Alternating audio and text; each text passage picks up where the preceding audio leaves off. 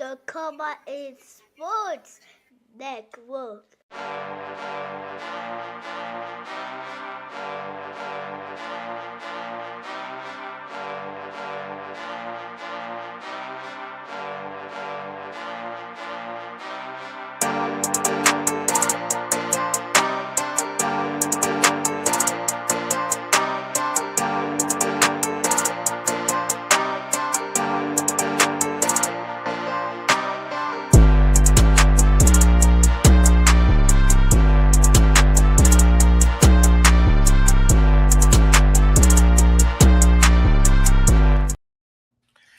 As the famous Rudolph Jackson would say, NFL Nation, come on in. What's up, you guys? This is As the NFL Turns, our first episode for the 2025-2026 season. I'm your host, Carlos Clayton from Educated Sports Talk. Also, to my right, I got Mr. Zach Bell.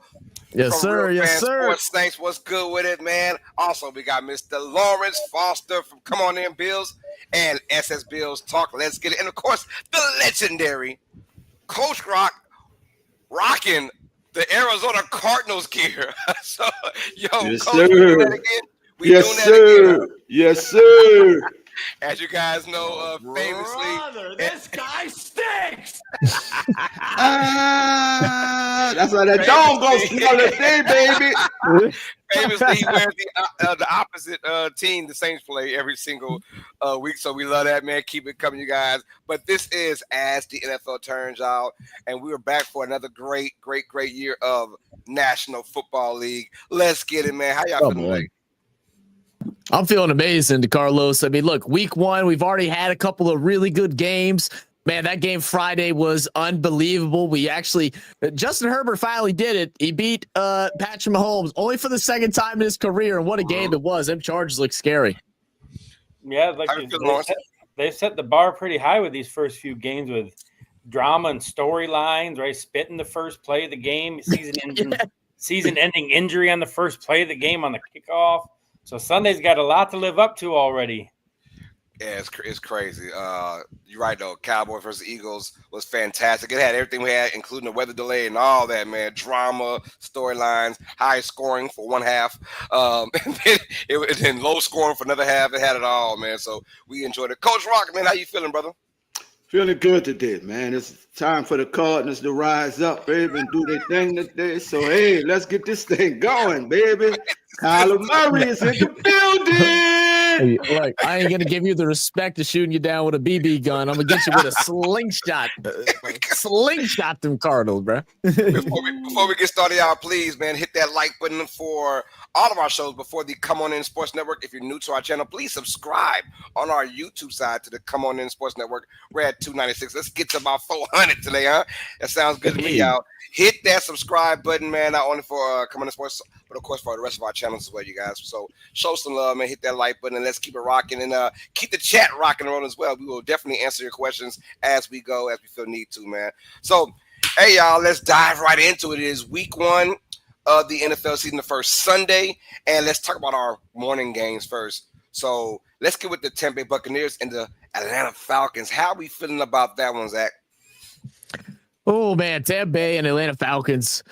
They're the two tops in the South right now, so it's going to be a good matchup. Seeing what Penix can do, it's his first full year. He had some games last season, looked pretty good, but it's the big time now. You're the starter, you're the main man, and the Falcons fans have high expectations for y'all. But the Bucs somehow got better. They missed Chris Godwin. They got Ibuka though, and somehow they've gotten better. I don't understand it, man. If I had to pick a team, I'm picking Tampa Bay. I just think they're too complete right now. Yeah, it's a good team right there. How about you, Lawrence? Now, to go off that, when you look at last year's games, Kirk Cousins had quite the two games against Tampa Bay last year. So for the Falcons, you can't get much better than what he did last year. And for Penix in year two, I'm not a big fan of him not doing anything during the preseason. It's not like he's a seasoned veteran where he can't use the reps and practice getting ready to go. So I'm kind of expecting a slow start out of him trying to get back into the groove of playing and being the day one guy right from the get-go, especially with what Kirk did before his injury last year. So I think the pressure is really on him this season. I'm really not enjoying. Let me take that back.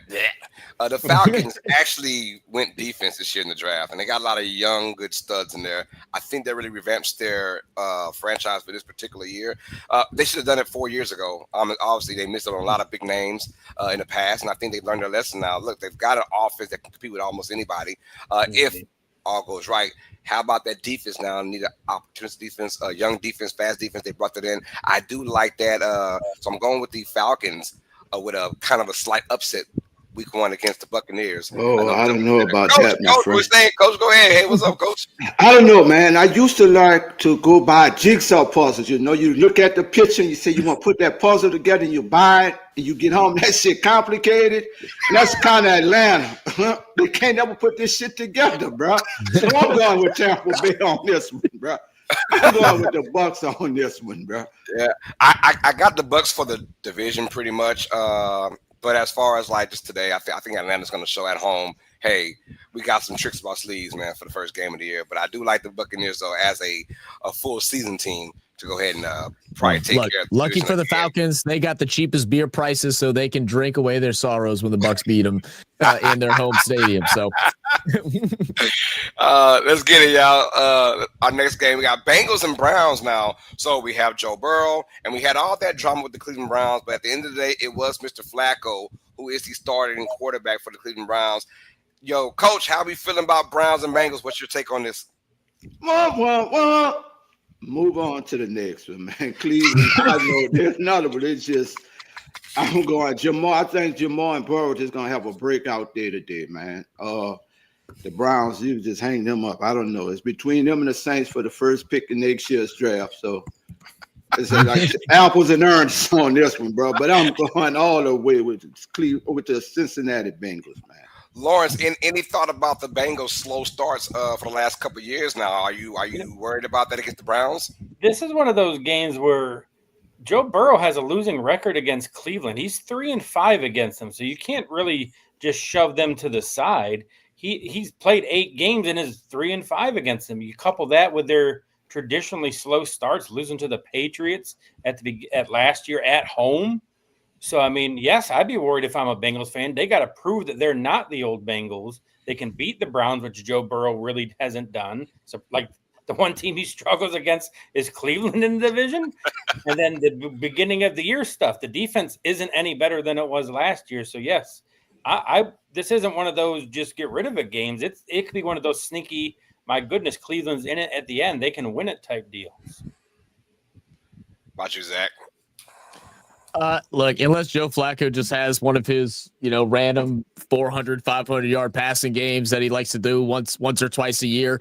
If you're Cincinnati, you got to win this one. Don't have a slow start like you had last year. This should be an easy win. Go ahead, get the job done, and call it a day, move into week 2.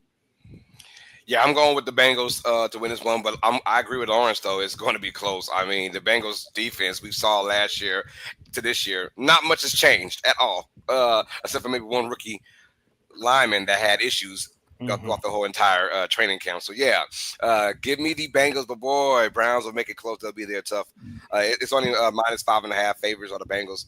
You know, you would have thought that a team like that and a team like Cleveland would be higher, but it tells you what we're feeling about with Cleveland coming into the season. Now, how they end might be a different story. We'll find out, though. All right, y'all. Let's keep it pushing, man. One of our games that hasn't been talked about a lot, and for good reasons, because not a lot to talk about, but we had the Miami Dolphins going into Indianapolis Colts. How do you feel about that, Lawrence? Dolphins, are they the better team, or do the Colts at home have an answer for them? I think it's a lot like Cleveland, where Indianapolis can be one of those sneaky teams. Daniel Jones, like everyone makes fun, but he's going to be more consistent and provide more than what Anthony Richardson did in terms of passing game stuff. Jonathan Taylor finally started looking like the contract guy towards the end of last year. And just like, there's just something about Miami. There's like a stink about them, just like like that being soft and like Tyreek still like kind of being disgruntled. Like it feels like everything's about one little spark away from imploding. I don't think Miami loses a game by any means. Like it's early, it's indoors. Tua's week 1 averages over 300 yards a game in week 1 during his career. But don't be, again, just like Cleveland, don't be surprised this is a lot closer than people think. Hey, Coach, is Mike McDaniels in the hot seat for this year? There's been a lot of rumors going on about his coaching style, how he's not getting into it with his players, how they just see him Shit, as, the the fire only department offense. also out. The fire department outside waiting, man. They already there, bro. You know, it's His a ass lot going. burning. Yeah, it's a lot going on within that locker room, man. You got Tyreek that's disgruntled. You got Tua that kind of threw him under the bus and stand up for him, and you know they're trying to say all the right things to stay as a team, but it's a lot internal in that locker room. And I think if they lose today, it just adds more flames to the fire, man. With this team, there's a lot going on internal with this team, man. Yeah, I hear that. I'm going with the Dolphins, but as far as like Lawrence says, um, I mean, it's gonna be this team in particular, in my opinion. They have all the makings of a failure team again, but it is going to be indoors this particular game. Yeah. Early in the season, we usually see the Dolphins do well early in the season. It's just, can Tua stay healthy, and can they get along with their head coach and McDaniels, or is it kind of a far approach? Zach, I want to ask you about Danny Dimes right quick.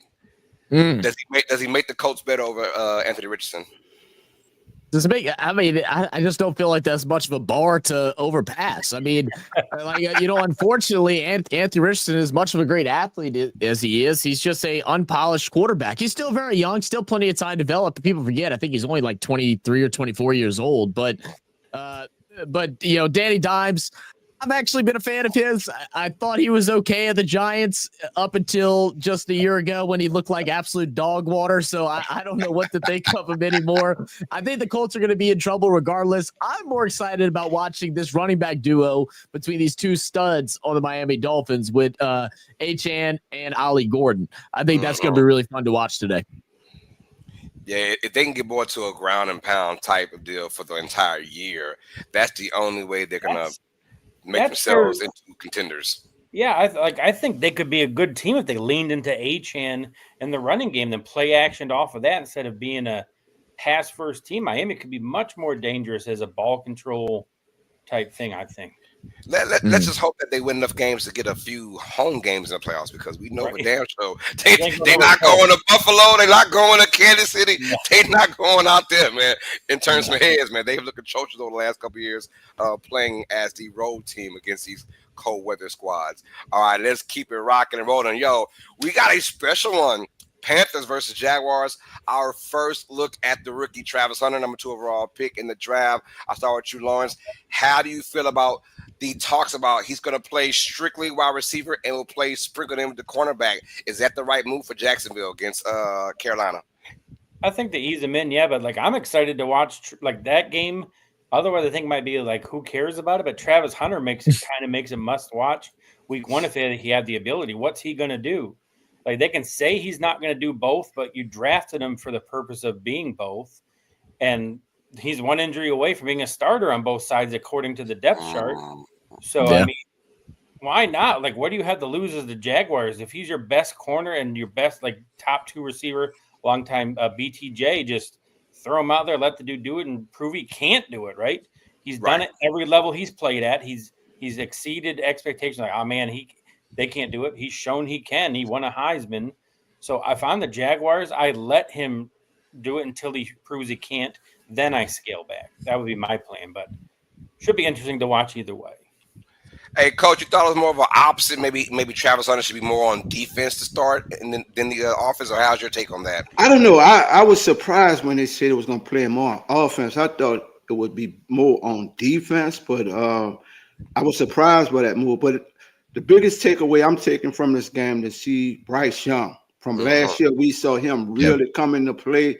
Are we going to see that with Bryce Young, coming forward this year compared to? So I want to see the quarterback battle. Or do we just say, hey, let's just go to Baskin Robbins and get some ice cream, because both of these quarterbacks really look like shit this year. You know what I'm saying? So I'm kind of curious to see what happens here with the quarterback playing on both sides of this game.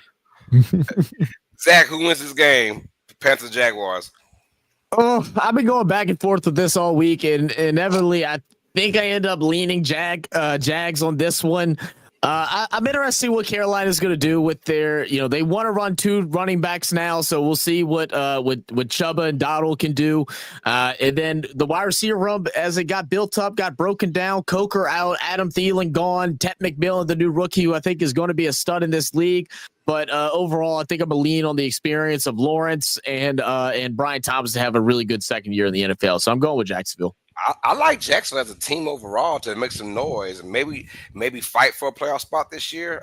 Maybe even fight for the division with Houston, if all their ducks are in order, obviously, and except for a lot of teams. But Jacksonville, I have very high hopes for them. Hopefully, this is the year for sunshine, so he can make it happen. Give me the Jaguars over the Panthers as well. To start off this week 1, but that should be a very interesting game. Also, there's another wide receiver as well, T-Mac for the Panthers too.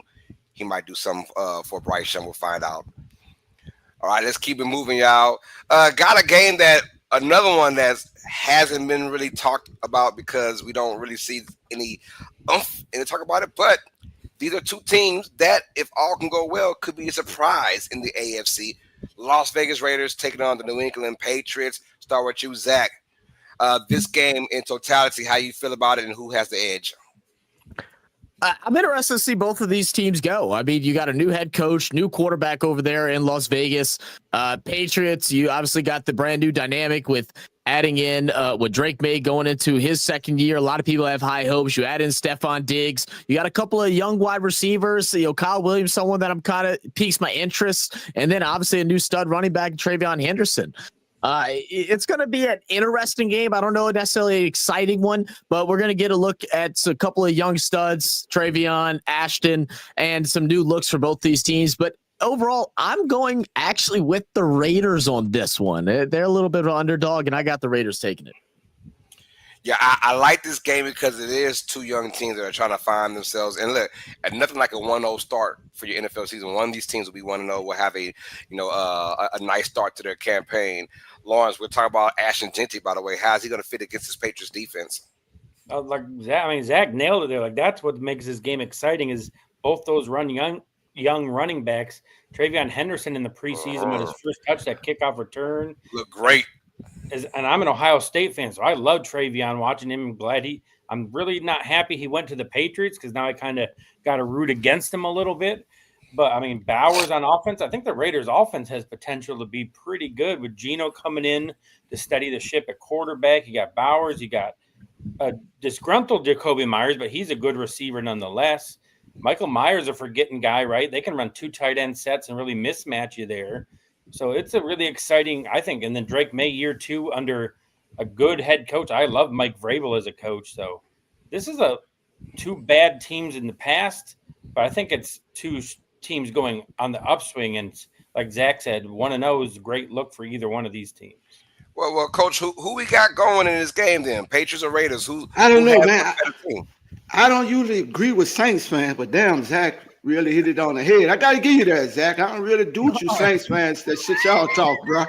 But I'm going to agree with everything you say. My damn slingshot at, bro. I agree with everything he said, man. So on this one, I'm just tossing a coin in the air, whatever it is, heads or tails. Since it could go either way in this game, man. This both teams are headed in a new direction. Vrabel, you got the old veteran coach Carroll, and I think these teams are going to start channeling in the right direction. So I mean, it's a coin toss with me on this one, man. Nah, I agree. I'm gonna go Patriots, the home team with the defense. I think they'll, are the Raiders gonna really have Geno Smith sling that rock 35 plus times a game? I'm very curious if the run is being stopped by the Patriots. That's a big if. Then we'll see what happens. But also excited to see Jeanty in his first game in the NFL. So it'll be nice to see how that goes out. Let's keep it rocking, y'all. Hey, our 2 favorite teams right here, the Arizona Cardinals, visit the old Bayou. Yes, sir. I'll let Coach start it off first. Coach, Cardinals, Saints. Obviously, you got the Cardinals gear on. What do you feel about the Cardinals this year? And also, do the Saints have any chance in this game? So let me say this. First of all, good morning, New Orleans. So guys, go out and get you some beignets and some cocoa. Enjoy the French Quarters, all the good shit, the good food outside the Superdome. Enjoy the national anthem. But after that, this is going to be an old-fashioned ass whipping today in the Superdome by the Arizona Cardinals. Kyler Murray and them is going to have their way. And I pray to God that Spencer doesn't get too rattled where he's rattled out the Superdome today, bro. So my prediction, the Cardinals easily win this game, man. Yo, Zach, I'm gonna ask you, one fellow Who That Nation fan to another. Saints, do we have any chance to win this game? Man, Coach Rock gonna have me over here pissed, breaking TVs, monitors, and shit like that. We won. Well, one, it's already been stated, so I guess I can restate it now. But the Saints have won 6 in a row opening games. How dare ESPN, Fox, whoever posted that, trying to jinx us already? I have us winning this game. I think we have a fair chance. The Cardinals are not. This is a game that's almost a must win, or if not, we're going to probably start 0-4 this season. So this is one that's a must. Spencer Rattler starting off the season. He needs to get hot, needs to play good. AK expected to have a huge role in today's game, and we're going to need that veteran leadership. We got a couple new receivers that we're going to get first-time looks at in a Saints uniform. We're rocking the gold jerseys. We got the gold end zones. We going for gold. We're going to grab this win. Shut up, Coach Rock. It ain't happening. Kyler Murray's already a little sick. He's trying to make excuses to get out the game so he can go play Call of Duty, Coach Rock. He doesn't want to play. But the biggest issue is sleep, baby. The biggest issue is Chase Young is out, so that's gonna hurt with containing Kyler Murray. But you know what? I'm still gonna ride with my Who Dats, man. Let's go. I'm going with the Saints. I have them at 5-12, so don't think I'm just bandwagoning. No, I'm going with the Saints to win the game. This is one of their rare wins I think they get. But you know, when we are healthy. And we're still coming here not as the healthiest, but when we are healthy, we're a nice squad. We saw that last year, first 2 games of the season, as Coach gets pissed off. We're a nice squad when we're healthy. Our only issue is once nutrition starts to wear down, our roster, our back end is not nearly as good as anybody else. You saw that happen last year. I mean, you beat down 2 teams by a score of, 80-something to 20-something the first 2 games, and then it started with our center. When there was with McCoy, when he went down against Philadelphia, week 3, and then it was like a domino effect, and everyone was out. So I'm going to go with New Orleans for this particular game against Arizona. Lawrence, we'll leave it to you, man. Who wins this game, Cardinals or Saints? I don't got nothing invested in this, but now I do between watching people walking off the screen, breaking TVs, going to get Marvin Harrison. My goodness. That's a nice jersey, though. I'll give you that. That's a nice jersey. I'm going to go with Zach and Carlo. I went to ASU, so I like the Cardinals, but I'm gonna go with Zach and Carlos Saints here. Week 1 at the Superdome, right? You guys are gonna be home on that one. Home cooking today. Coach was talking about food. There'll be some home cooking. Cardinals leaving 0-1, so Coach will be 0-2 on. They don't have an answer for this young man. They don't have an answer for this young man today. Kool-Aid coming in. But it's only right that Coach Rock is the first lone wolf. Come on. There we go. Lone wolf alert. Lone wolf alert. Lone wolf alert, y'all. Oh my goodness. All right, let's keep it rocking, y'all. Hey, we got a good one today, man. Steelers versus Jets. Why is it so good when we have Aaron Rodgers? He's going to face his old team. He didn't really do anything with that team, but I mean, hey, it's still his old team, and he was kind of either was he booted out or did he boot himself out? I still don't know about the situation, but I know once Aaron Glenn got the word that he was head coach, he was like, yeah, let me talk to Aaron Rodgers. Brother, you got to go. I got to get Young in the spot. So nice to see a really cool storyline from 2 kind of teams. Steelers, Jets. Coach Rock, big day for Aaron Rodgers. What does he need to do for the Steelers to win this game? Well, it's a big day for everybody that's sitting in the nursing home watching this game today to watch an old-ass quarterback play. So shout out to all my elderly people. Enjoy this game here because you're going to see him running for his life. I'm hoping all his insurance is covered and everything. And I know I saw this morning where it was kind of raining. It was kind of raining this morning. So I hope he can throw the ball over 40 yards, because everything going to be real sharp with him. But I got the Jets winning this game. I'm going with the Jets on this game, man. Yo, Zach, we got Aaron Glenn as the new head coach now for the New York Jets. What Yeah. will he bring to this team, especially on the defense, that makes them so well this year?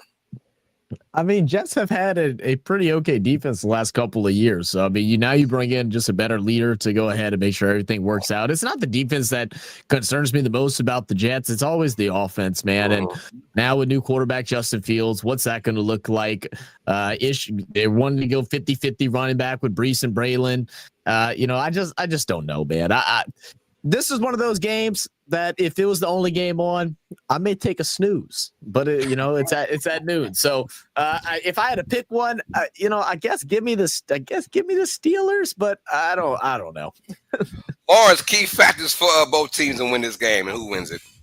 It's whoever runs the ball best, I think, and I think that edge kind of goes to the Jets with Fields. You forget how good of a runner he is. And last year with Pittsburgh, before Russell got back, he had a winning record with Pittsburgh running there. And then even with Russell's struggles, I never quite understood why he didn't get another chance to kind of get them fired up again. This is like Zach said, in terms of scoring, this is going to be a snooze fest. Both defenses are going to be light years above what either offense can do. This is one of those like 13-6 type games. And I think Justin Fields' ability to make a play or two, like 20-30 yard run on a broken down play, will be the edge. So as much as I hate the Jets, and I really hate Aaron Rodgers, the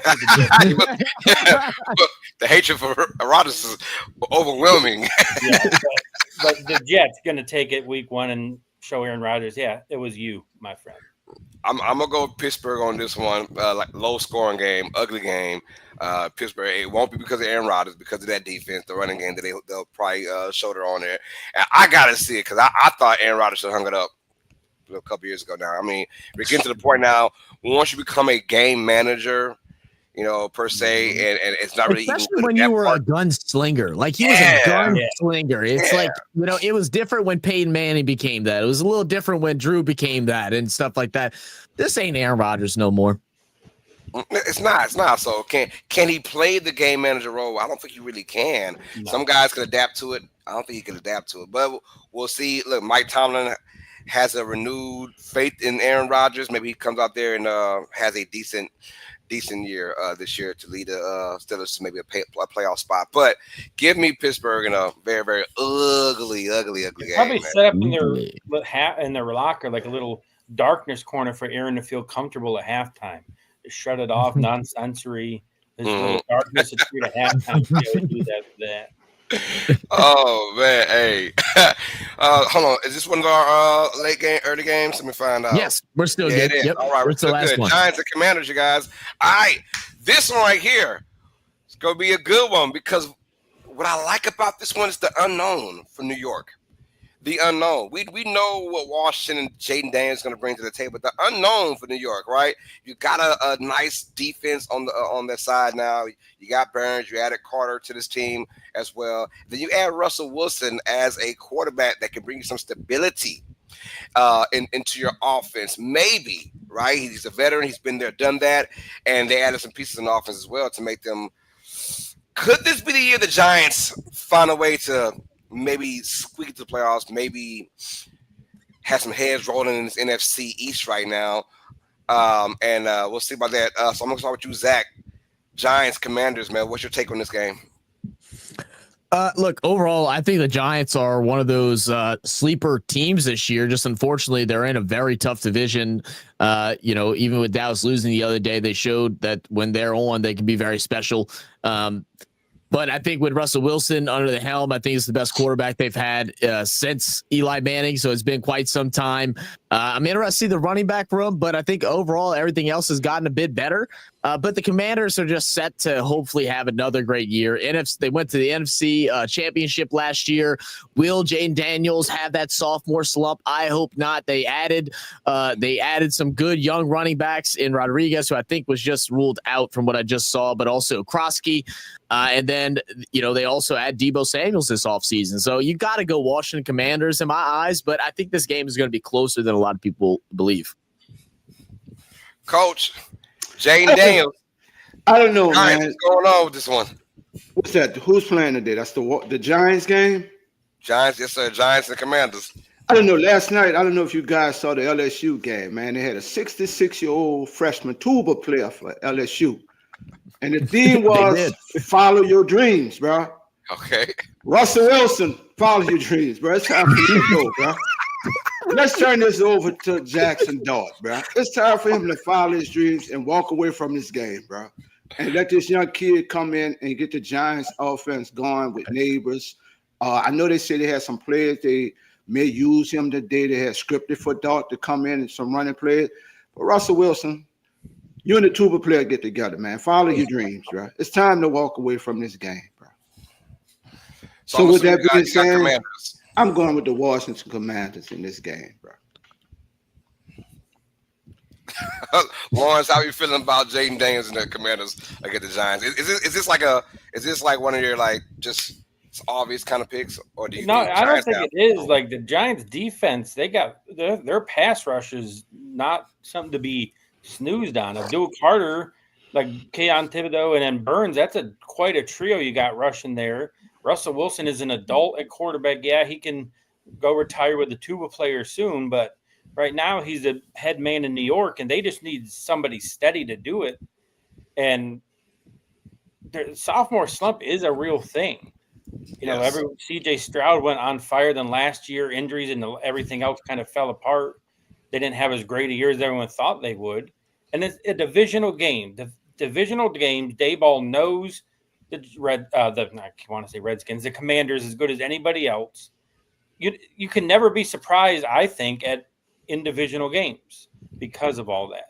So yes, I'm going to think the Commanders win, but I don't think it's as open a shut a case as people think because like you said, the unknown. Like Russell was going to give them something I don't think they had last year at all at quarterback. Yeah, I'm going to go with the Commanders to win this one as well. I like Jaden Daniels as a second-year player. I thought Stroud was kind of feeling himself over the offseason after his rookie season, on those podcasts. And not saying that's wrong, but I think his focus wasn't clearly just strictly on the game of football itself.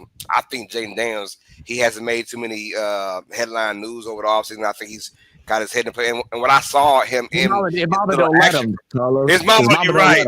His mama don't play let that. You know, I don't give a damn. Juju Watkins, you better sit your ass on the other side, girl. but what I saw in his little preseason action, he looked good, and they look like they're back and ready to rock and roll, man. So give me the Commanders in this game, but I agree with also with Lawrence. The Giants are just going to be a sneaky, decent NFC team that might not make the playoffs, but have y'all seen their schedule? First of all, man, how the hell they have the toughest schedule in the NFL? How did that happen? To me, Crazy. That's why Russell Wilson is starting. They don't want Jackson Dart to go out there and get annihilated the first 5 games through their schedule. Their schedule was ridiculous. To say that they're a bottom tier team, I was like, how did they get this tough ass schedule? Yeah, it's tough. It's tough. Jeez, but that's the way the cookie crumbles, though, man. So that's how you feeling, Zach, who wins this game? Yeah, I'm going Commanders, bro. That's who I got. Well, Jaden Daniels, I don't want to see that sophomore slump, man. Let's go. Yeah, I got you. All right, y'all. Hey, we got a special segment now. 4th and out for my main man, Lawrence. What's up, baby? Well, it is the first 4 and out of the new season, guys. Week 1, everybody likes to overreact. The question is, should or shouldn't they? So I went back and looked at last year's Week 1 results. 4 teams that lost opening weekend made the playoffs: the Ravens, Broncos, Commanders, and Rams. So all hope isn't lost. But at the same time, the Jaguars, Titans, Browns, Jets all lost, and we know how their seasons went.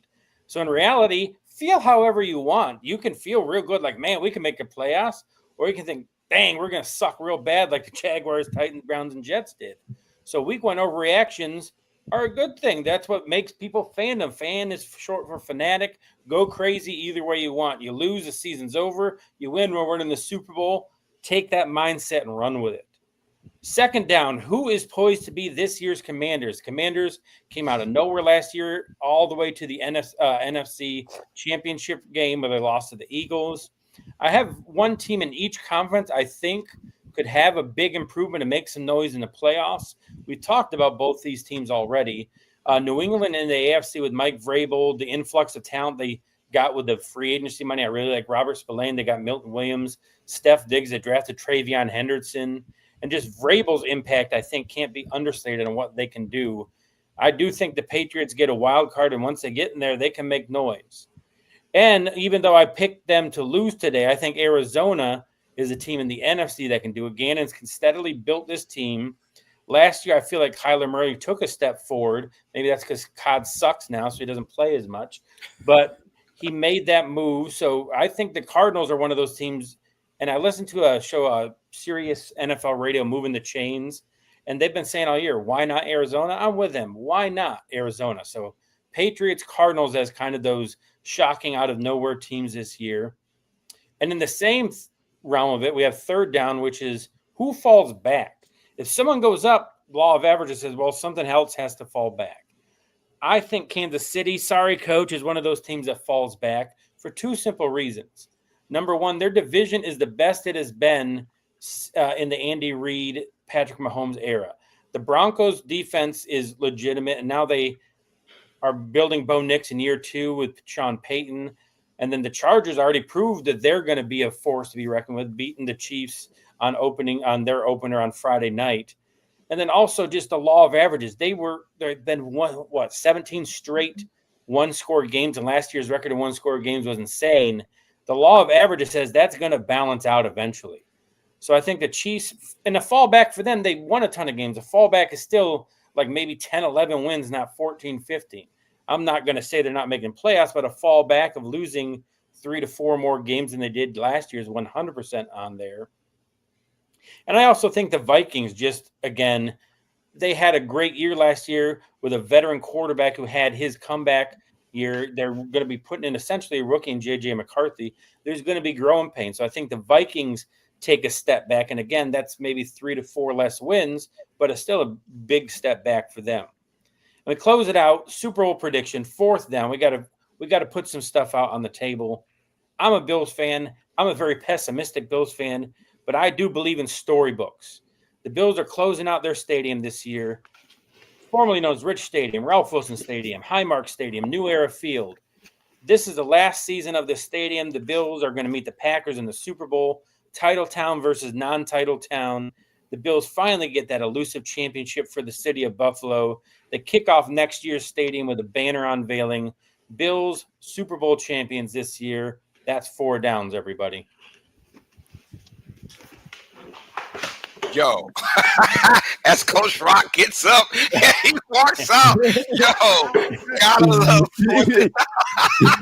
He needs some medicine, y'all. He needs some medicine. I enjoyed everything Lawrence said till he got to the end. He was good till he got to the end, bro. When he predicted Super Bowl, I got some good medicine right here. But everything else you said, I really enjoyed the 4 down. But this shit here, bro, I got to give him some medicine, bro. Ladies and gentlemen, that was 4th and out for Lawrence Foster. You guys, Dolph, what's up, baby? I can't say, man, but I just had to click in.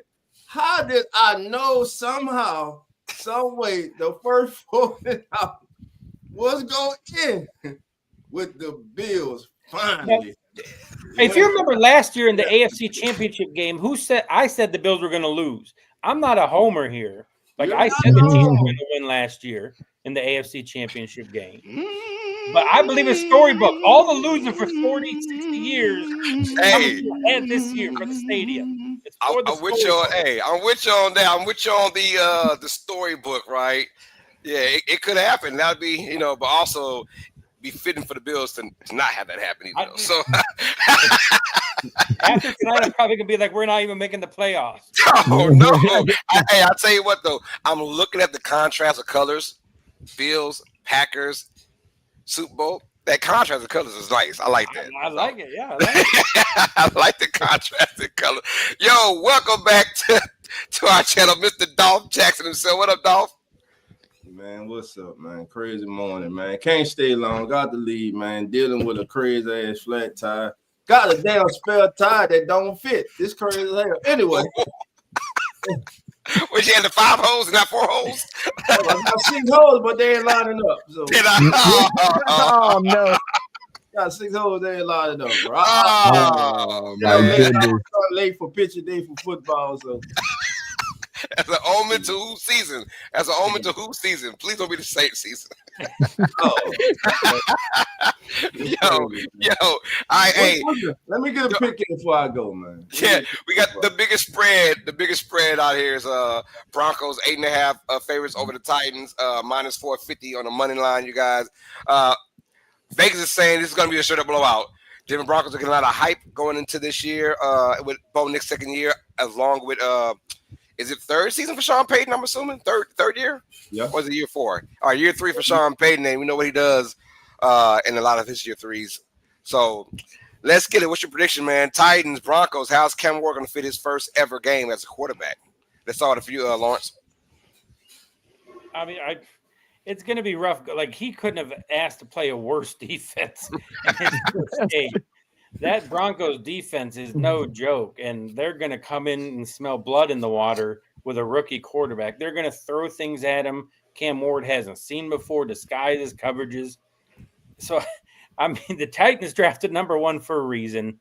If I'm a Titans fan, I just want him to get out healthy and maybe have a drive or two where, like, all right, man, I see where we're going here. But, like, I wouldn't have much hope. The Broncos, like I already said, are going to be one of those teams that is going to make a jump this year. They already made the playoffs. Bo Nick's year 2 with Sean Payton, Payton's 3rd year. The Broncos are going to make a statement today. There goes Coach. I didn't even say the Chiefs. I just said the Broncos. Coach just walks out. But, yo, you good, Lawrence? You done? Yeah. Zach, how are you feeling about the Broncos, man? What's your take on this Denver team coming in? A lot of expectations for the season. I mean, high expectations. Likely to be the top defense this year, easily within the top 3 in my eyes. Offense, I think, is going to be better. We saw how Bo Nick started. It was a bit rough. They kind of went with the whole strategy of throw them into fire and see if they burn. And Bo Nix was able to come out on top and finish off his year really strong. I think this is a year for Denver to do some really special things. And unfortunately for Tennessee and Cam Ward, it's going to be a rough outing. Gotcha. Dolph, how you feeling about Cam Ward's first time? You think it'll be a rough outing as well? It's gonna be rough, man. If it was if they were playing at home, I expect a closer game, being that it's week 1. But man, they're going to Mile High City. They're dealing with Sean Payton. They're dealing with that Broncos defense, arguably one of the best units in the National Football League, with the reigning defensive MVP. It's gonna be tough on them today, man. I believe by being opening week, they go fight hard, but in the end, I think the Broncos have too much for them. And what's the point spread for this game? 8.5. 8.5. Eight Broncos. Yeah, Broncos cover, man. Oh yeah, I think they do too. Yeah, as far as Cam Ward goes, I agree with Lawrence as well, man. Like, you couldn't ask for a harder situation as your first ever NFL game, because he's going to see a lot that you don't see in college at all, and so he's right about that. So I'm going to go to the Broncos to win this game. I think the Broncos, I have them high as well. I thought I was the only one. I didn't know they were that damn expected until I started just reading into them. And then, don't make Coach mad. He just got back, Carlos. Yeah. I'm just saying, but I had them at 11-6. I'm like, guys, the Broncos win the division and stuff. I'm like, yo, okay, I just got them going to the playoffs at 11-6. But they have some folks that got them win the division over the Chargers and the Chiefs. So hey, we'll see how that happens, Coach. Well, hey, Coach, what's your thought on Cam Ward, man, and your thought on the Broncos? Good luck, Cam. That's all I can say.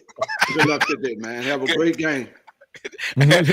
Well, Lauren said, hey, just come out healthy, bro. Just come out healthy. That's all. That's it. That's it. All right, so I think we all kind of agree Broncos over the Titans in this one. All right, let's keep it rocking and rolling now. Niners and Seahawks. Hey, do we have a report on CMC? What's going on with him? Yeah, I mean, the latest thing is he's going to play. They announced actually yesterday that he was going to give a run at it. He's dealing with the calf thing, very similar to what he dealt with last year. It was the last minute scratch. Thursday he was limited in practice. Friday he didn't practice. Saturday he said they're going to give him a run, and that was confirmed earlier, just a couple minutes ago. So we'll see what CMC is able to do. I don't know if he'll be limited on reps, I mean, I can't imagine with having this injury that they're going to give him the typical 20 carries. So we may see a little bit of the new guy, Brian Robinson, that they picked up from the Commanders this weekend. Mm-hmm. This game is very interesting because it is in Seattle. Last year they played this game. It was a Thursday night game, I believe, and it was kind of a ooky kind of game when I think the Niners still won, if I'm not mistaken. This game, in my opinion, is for pride. If both teams want to come out here and have a good showing, that's all teams, honestly. But as far as the division goes, we're not quite sold completely on the Rams, like just overwhelming as a favorite for this division. The Niners were just, of course, the darlings over the last, feels like a decade now. Can they get back to that same spot? You paid Brock Purdy all that money, and now we want our investment with it. Can he have those expectations? We'll find out from Brock Purdy. But I do believe that the defense for the Niners have got to come back to what they were a couple of years ago and be that dominant They've defense. lost a lot. Yeah, and it starts off with Seattle. Now, Seattle, on the other hand, I don't really like a Cooper Kupp and a JSN, kind of they're like the same type of receiver. Can they add more depth in route running? We'll find out what Sam Darnold can do with that squad, but I gotta see it to believe it. Give me the 49ers to come back. I'm with you, Zach. CMC doesn't get a lot of carries, but I think he's still effective in this game when being used. And hopefully, prayerfully, just like Cam Ward, can he come out healthy? Because we want to see CMC play because he's a dynamic player. But a lot of fantasy teams need him.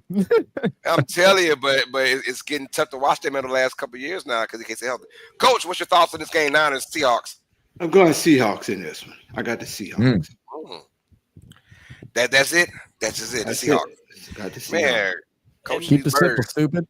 Yeah. Talk about the running backs.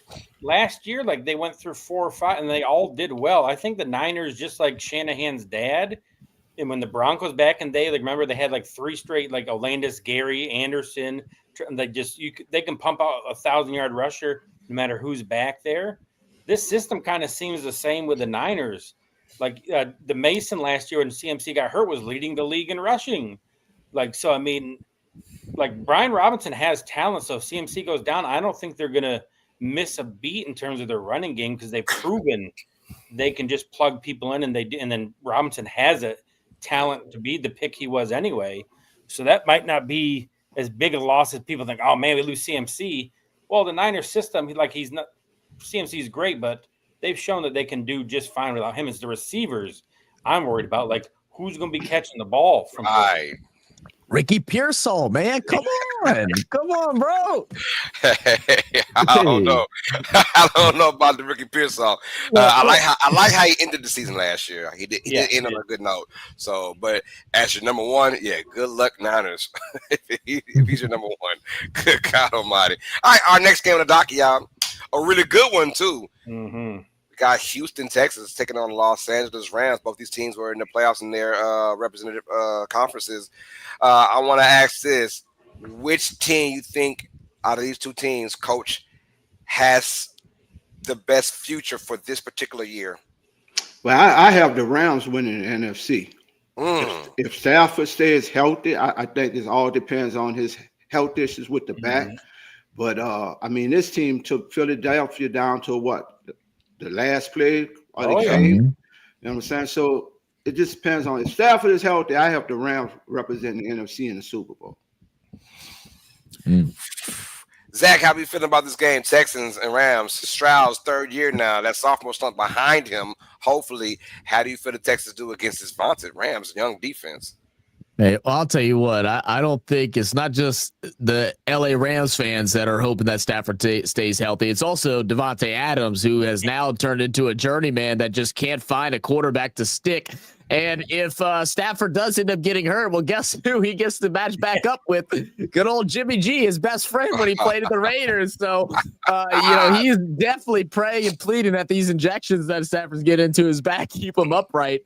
But Yeah, I mean, as far as this game, I hope CJ Stroud get out of his slump. Everybody's already like pushed him down the line, like they've already put him like in the bottom 10 as quarterbacks. It's kind of crazy, like looking at some of the projections, especially like fantasy wise. He has all the weapons. They go and grab some more as well. They're stacking them up. Nick Chubb is going to be back there running more than likely. We'll see how that goes. It's the defense and it's that O-line. I mean, these are like the big things you have to worry about. In this game at home in LA with Stafford freshly juiced up, I'm going to go with the Rams in this one. NFL blitz, huh? Just they go ahead. Remember that? Yeah, just give me the roids, coach. Give me the roids. Yo, Lawrence, how you feel about this game? First of all, I want to die because we have our expectations for the Rams. What about the Texans? Right? Are they still just that we're the best team in the sorriest division, or is their mentality is we've got to get deeper into the playoffs? I think it's both of those things. They're the best team in not a great division, but also the same. They've made it to the division around 2 straight years. Yeah. So I mean, they're winning playoff games and getting in the AFC. Like, man, it is a shooter's gallery. You got to get through Burrow, Mahomes, Allen, Lamar Jackson. Like, to get through, you've got to beat great quarterbacks. But to, like Zach said, the offensive line, man, I don't see how an offensive line gets better trading Laramie Tunsil. They sent him to the Commanders and they already had problems. It's about keeping him upright. The defense, I think, is really good. They got great pass rushers in Hunter and Anderson. They got good safety Petrie. So their defense is good and they got weapons that they can stay healthy, but I mean their receivers get hurt every year. It's the offensive line, man. If they can't keep him upright, it's going to be same as last year. They'll win a weak division, maybe beat a weak wild card team, and then they're not ready for prime time against the big boys. No. So that's my breakdown of the Texans. Now, look, I like the Rams in this game because of that young defense. They're young, fast, hungry. Like Coach said, I agree with Coach. I actually have the Rams as also my NFC favorites to go to the Super Bowl. So I agree with Coach on that aspect as well. As far as the Texans go, look, it's not about winning the division anymore. It's like, yo, can we win games we're supposed to? Stop tying with the Titans and stop tying with the Colts or whatever. Stop tying the Jaguars. You got to sweep that division. It's all about getting more wins because when you play at home in, say, the divisional round, it's different from always going on the road. They've got to have that mentality. Can they bring that? Get to find out. Nick Chubb's probably going to fill in for Joe Mixon, by the way, who's going to be out for the first at least 4 weeks of the season. Nick Chubb, does he bring a certain mentality to this Texans team? I hope he does. I love Nick Chubb. Yeah. Like, he's one of the great, like, just his personality, the way he carries himself. It's terrible the injuries have taken away from him. So I really hope he bounces back and like has a great year for the Texans. Who knows what Mixon does coming back, but having Nick Chubb coming in as your 1B, that's an okay solution to having Mixon go down. Not too bad. All right. So we don't have, Packers? We do have Packers and Lions. There we go. You want to talk about the Lions you guys said? It doesn't matter. I think that's it. Yeah, that's it. We can go into it now. It's a midday game. All right, let's get it. All right, well, let's break down. Let's go with Packers versus Lions. And this is our game of the week. Pretty much we've all agreed on that one. Now, what news do we have, Zach, about Micah Parsons and his ability to play in this game? Is he still questionable, or is he's going to try to go so for there's no official news yet on what Micah Parsons' situation is going to be like.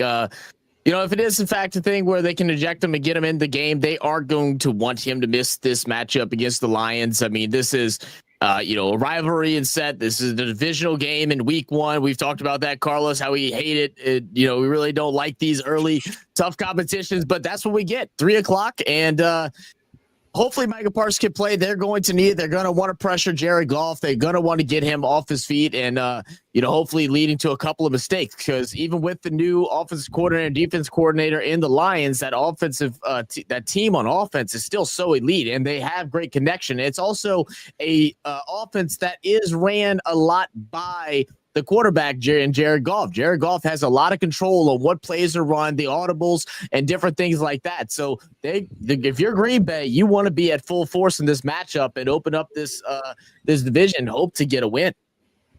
Hey, Coach, the Lions OC and the DC both left. How do you feel about this Lions squad this year? I know you have the Rams as your NFC favorite. So what's going on in your mind with Detroit?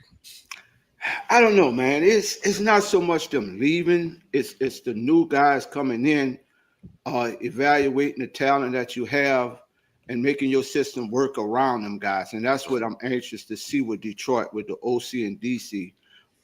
If that these new guys can come in and just take that talent and evaluate it right and bring in a system that fits with the players that they have. So I think that's my biggest takeaway with Detroit today, is just to see how this OC and DC takes that talent and make it work in that system that surrounds the players that they have. As far as the game, I'm going with the Packers, man. I have the Packers as the second best team in the NFC behind the Rams, man. So Wow. with Love and you bring in, you add Parsons and that young receiving core, man. Boy, it will soon though. But I think Detroit. I think it's going to be within 3. I think Green Bay wins this game by 3. All right, Lawrence, I'm a great listener, so I heard you. Green Bay Packers go to the Super Bowl because of what? Because of they've made big moves, like a team that doesn't really make splashy, but when they do, it's really big. You think Charles Woodson back in the day, Peppers back in the day, Reggie White. Mm-hmm. When they swing big. So they did here trading for Parsons. Probably the biggest deal for them is giving them the huge contract they did, somebody that they didn't develop and draft. I think he brings that pass rush that they needed.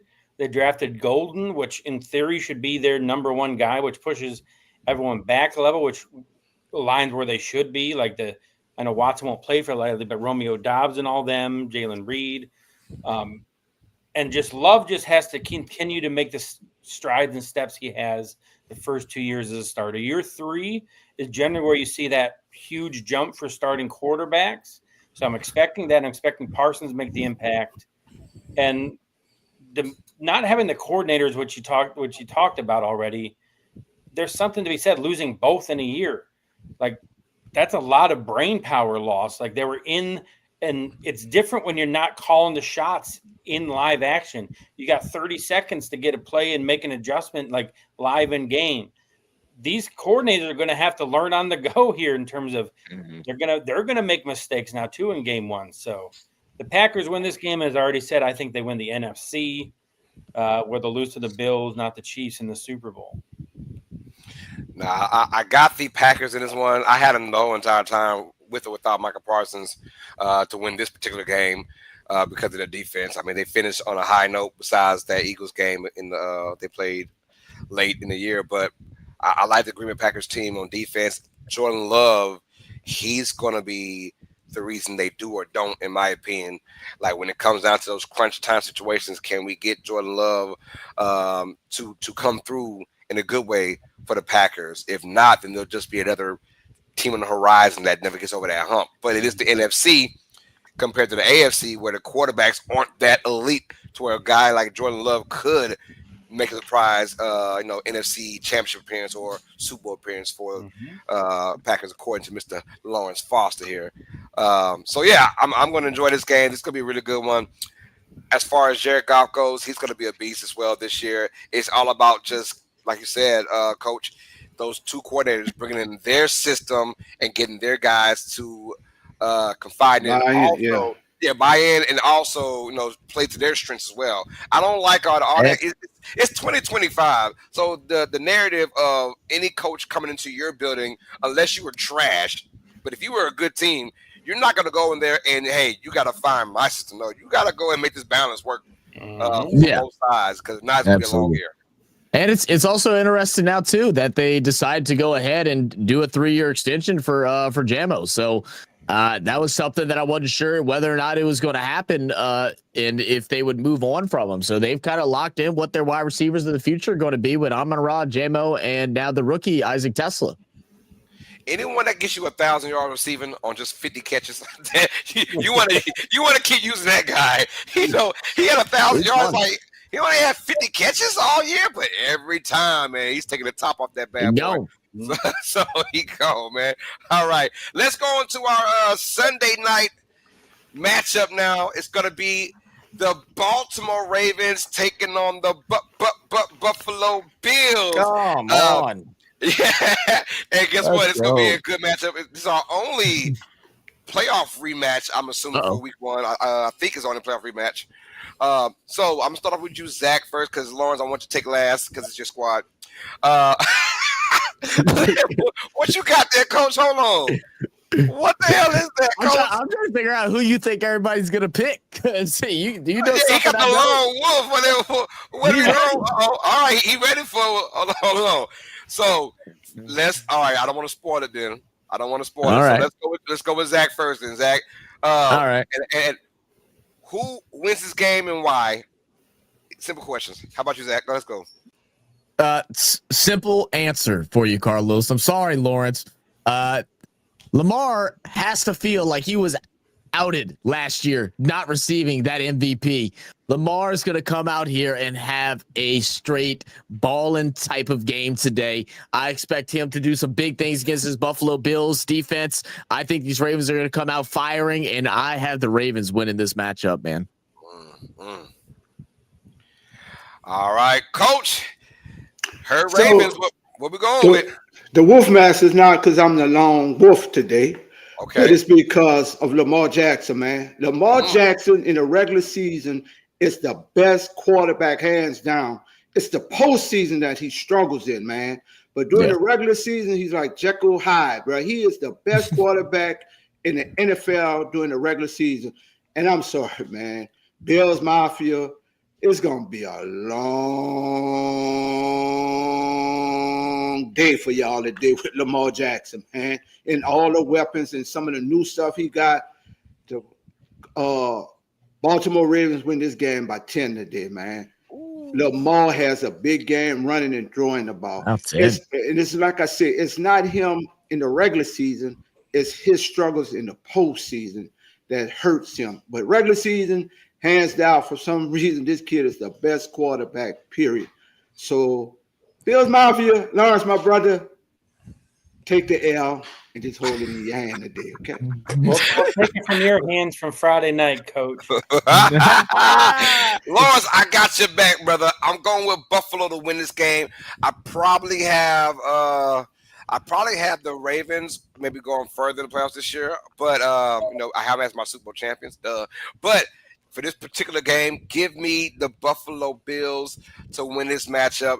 Yes, Lamar Jackson's that dude and might likely win his third MVP this year. But for this particular game, I got Buffalo as the best regular season team in the NFL. I got them going 14-3. And it starts off today. I like Palmer, the added receiver. I like Palmer as a deep threat. Addition. A great addition. I think he's going to make a lot of plays in this particular game and for the year as well. Josh Allen's got that cannon on him. He can finally use it now, and just slang that thing deep, right? So give me Josh Allen because he wants to prove also I'm the reigning MVP. And let me show you why. Against this team, both teams coming out gun. I think it'll be a high scoring affair. I think both teams in the late 20s, early 30s in this game.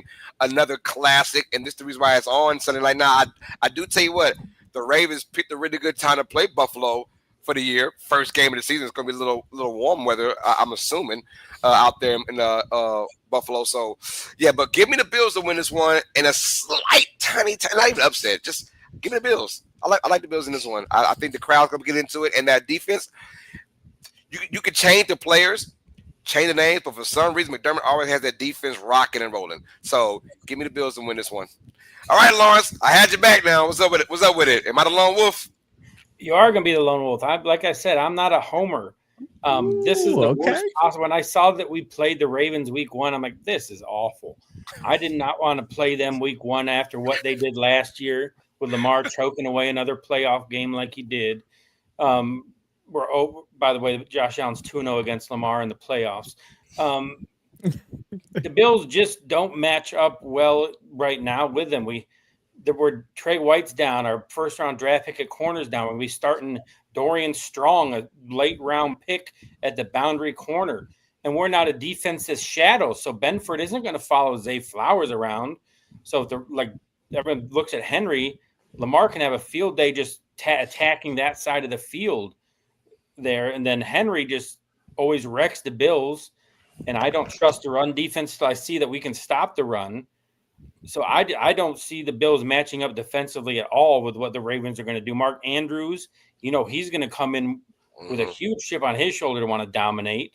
So he's going to have a big game. Lamar Running's going to it's going to be a high scoring game. Josh will do what he does, but I do think the Ravens win this because they just want to erase that taste from their mouth from last year's playoff game.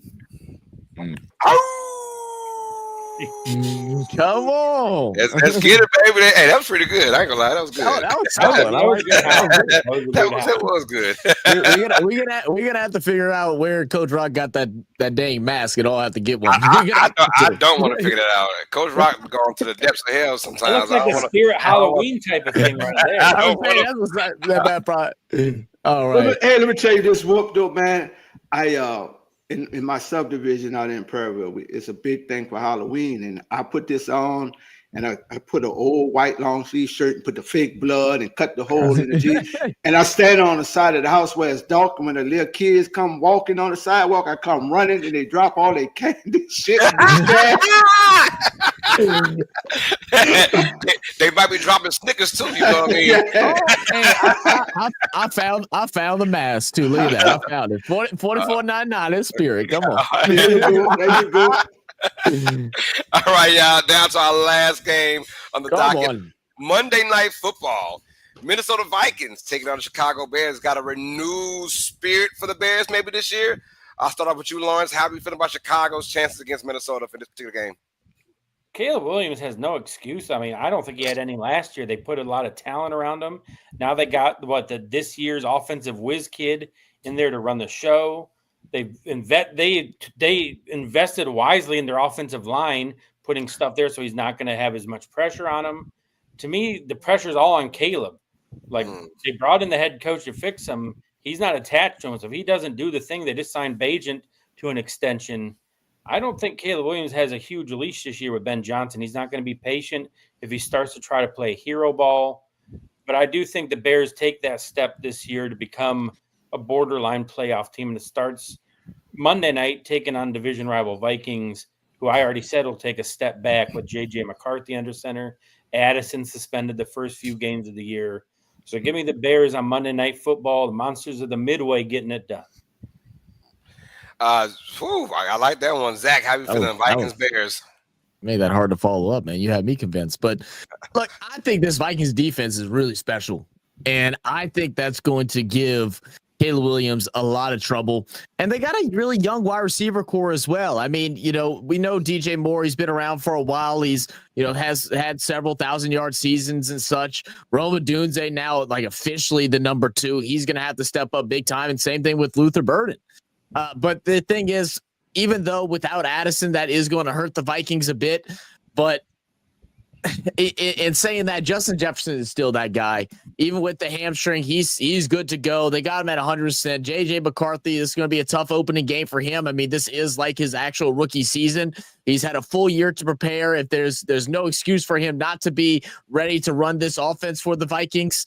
And I think the defense is what's really going to make the difference in this matchup. So, in saying that, I got the Vikings winning it, and Bears, they'll be better this year, but I still think they're a ways off. I'm going Minnesota in this game. I like the defense as well, and I've just got to see it with Caleb Williams. I've got to see it to believe it. I believe in Ben Johnson, and Ben Johnson's he's got some pieces that matches Detroit per se. But can those guys just like Detroit? Because Jared Goff didn't come in there as a hot commodity either for Detroit, and Ben Johnson kind of renewed Jared Goff's spirits or whatever. So maybe he can do the same for Caleb Williams. But I got to see it to believe it first. But right now, early in the year, give me Minnesota to actually have a really nice start to the season. Their schedule's not as difficult as I thought it would be. They have a very easy schedule, in my opinion. I think Minnesota's going to start off probably like 7-2, matter of fact, from what I did looked at. But you know, the laws of of averages, I think they'll just barely miss out in the playoffs, if you know what I mean. But give me Minnesota, and I don't like what I saw from McCarthy.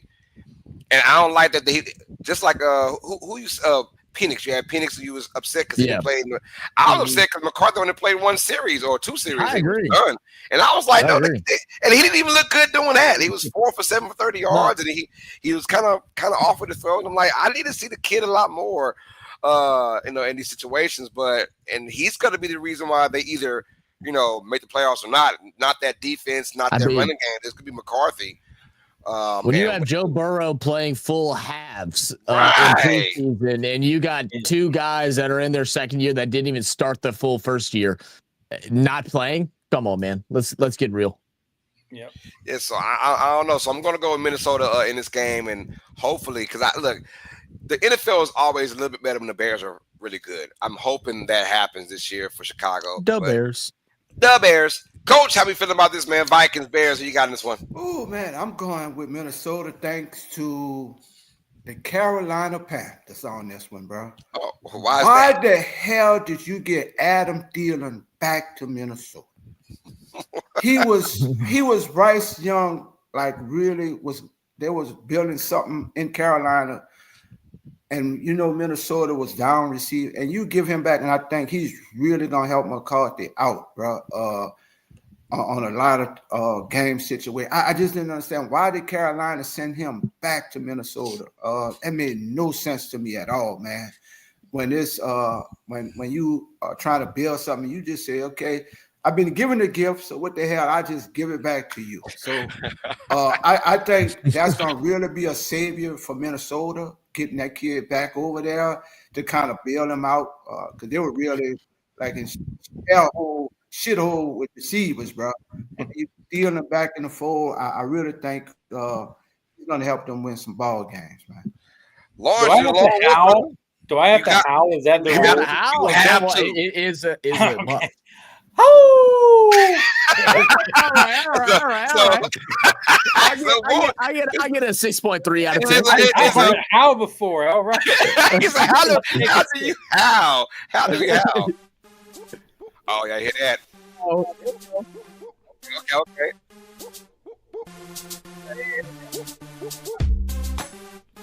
Oh. We can't hear Carlos, though.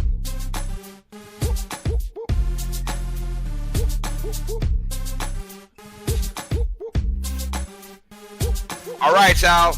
Hey, this is Cash In with Carlos, and I'm going to go rookie edition right quick, you guys, because we got some new players coming in here for the NFL season, and we want to see how they're going to rock out for their first time ever in the NFL. So I want to start off first, man. We got to go with Ashton Jeanty. His over-under, 71.5 rush yards versus the Patriots. Where am I going with this? PJ, we're going under. That's right, because the Patriots are that squad with that defense at this time trying to show we're not scared no Ashton Jeanty. I think the additions with Geno Smith and, of course, Mr. Pete Carroll, they're going to throw the football now. Throw it a little bit if times get rough. I don't see Jeanty getting over. I give him 60. But not over 71.5, y'all. Also, we got a new quarterback now, Cam Ward, against the Broncos.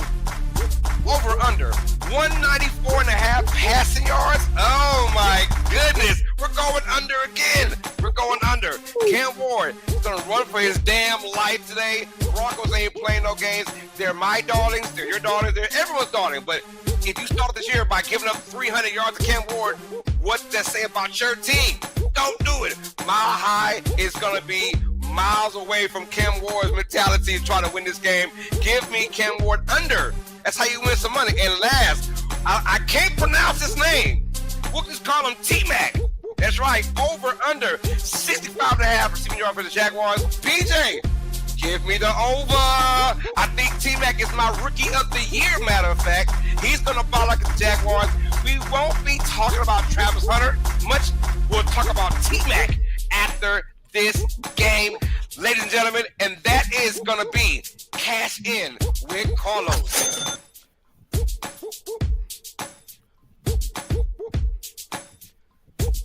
Ooh, hey, that's how you get it, man. That's how you get it, right there, brother. I like that. That's how you get it, man. That's Cash In with Carlos, y'all. Rookie edition. We'll have a lot more next week, man. Oh, that was great, man. Now, Carlos, that's what I'm saying. I'm about to put some funds into my DraftKings account. Hold up. Let's get it, man. So we went rookie edition, man. Next week we'll add more to it, man. But these young guys are coming in there, man. It's going to be tough for them.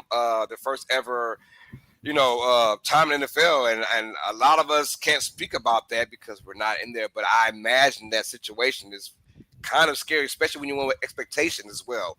So the good ones, the Strouds, and mind you, we had the last 2 years really breakout quarterbacks, rookies, Stroud and now Daniels last year. I wonder if Ken Walker could do the same thing. Tougher team though. Titans, not a lot to show right now. We'll find out later on though. There we go. I like it, man. No, man. So that was it, man. So we have another one, you guys. Let's keep it rocking and rolling. We've got a hold on. Where does he keep this? Why didn't he see this damn shit? Let's see. What does Dolph usually do for his straight balling? I got it. I got it. All right, cool. All right, guys, y'all ready for the hottest segment in sports talk on YouTube? Damn it, in all of sports, it is time for straight balling.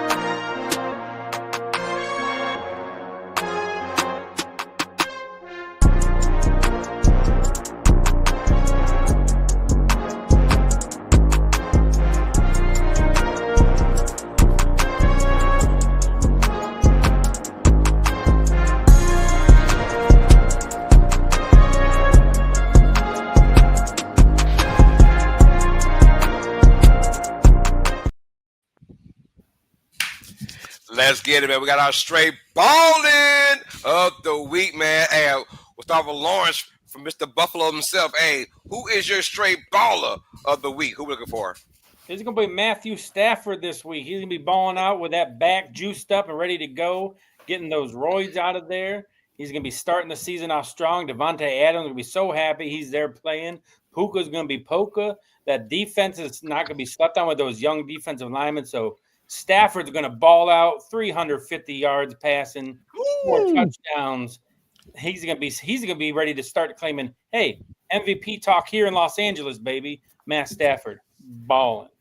Yes, sir. And give me Tyreek Hill against the Colts. I know he don't want to be there. He said, Coach, I don't like this, but I guarantee for this 1 week in Indianapolis on turf, Tyreek Hill is going deep. Give me over 100 yards receiving. Give me about a touchdown, maybe even 2 for Tyreek Hill to at least for 1 week say, hey, this is what I can bring to a championship football team. I want to go to your destination. Tyreek Hill is my straight baller player of the week. Zach, who you got? Look, my straight ball of the week, I alluded to it earlier. It's going to be that guy.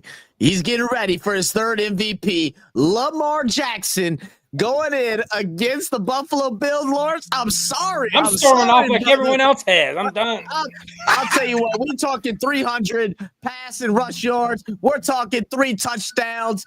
Not total, not both. Total now, Carl. You looked at me crazy. I know. I'm just saying. It's like, okay, I got you. 300. He going crazy today. Give me Lamar Jackson for my Straight ballin' player of the week. And I think we got confirmation from Coach Rock. He's got the Harrison jersey going on. Coach, who was your straight ball of the week?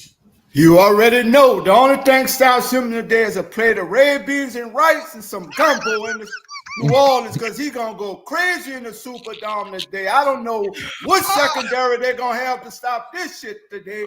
But hey, my straight baller. Straight ball is Marvin Harrison. That's an air ball. It's an air ball. Yo, do we have anything else on the segment, Zach? Wait, say it one more time.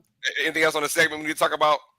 No, that's it, man. We're ready to go. This has been a great opening to week 1, guys. We'll be back every Sunday morning for our NFL breakdown to give you all the exclusives, our picks, our straight ball and fourth and out, cashing in with Carlos, and plenty more segments as we go along the way, man. We appreciate you guys. Make sure y'all tune in. Me and Dolphin will be live over on RFS Saints and to keep it real for the New Orleans Saints versus them nasty birds over there. I'm about to pop them with my damn gun. And then I think we'll also be live tonight for the Sunday night game. We'll see. So y'all stay tuned, man. But we appreciate you guys more than ever. Make sure you hit that like button on the way out, and we'll catch y'all next time. Cheers, guys. Go Bills. The Comma in Sports Network.